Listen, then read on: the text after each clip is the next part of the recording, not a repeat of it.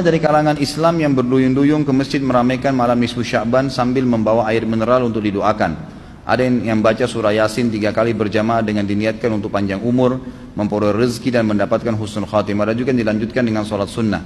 Apa hukum membaca surah Yasin 3 kali dan sholat nisfu Sya'ban? Lalu apa keistimewaan malam nisfu Sya'ban dan tuntunan apa yang disunnahkan? Ini banyak muslimin memang yang menyalahgunakan ya, dalil-dalil.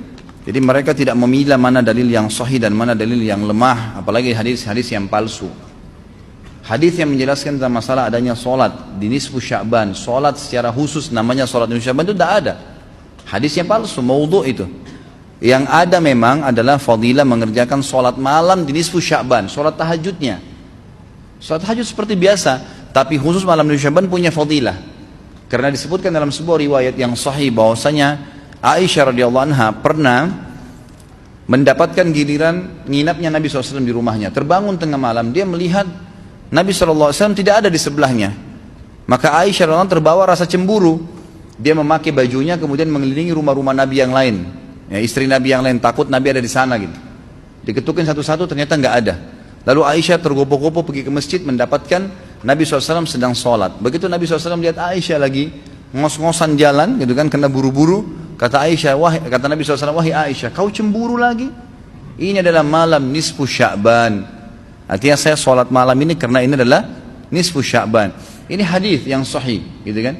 Dan memang dianjurkan oleh para ulama, mereka mendirikan sholat malam di malam nisfu Sya'ban itu sholat tahajudnya. Tidak ada malam khusus, tidak ada sholat khusus namanya malam nisfu Sya'ban. Di siang harinya dianjurkan seseorang berpuasa.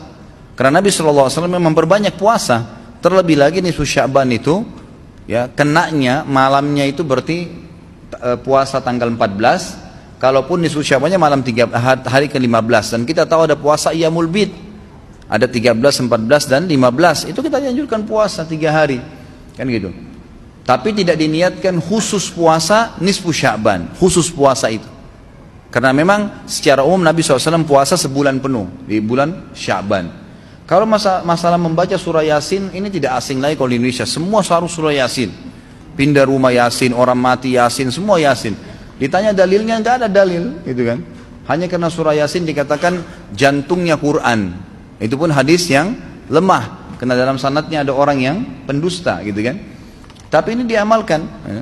Kalau kita mau mengaku pengikut Nabi Muhammad SAW yang murni, maka tidak mengamalkan apa yang tidak dicontohkan oleh Nabi SAW. Apalagi membawa air, kemudian secara khusus dibacakan atau ditutupkan dengan surah Yasin, belum pernah ada contoh.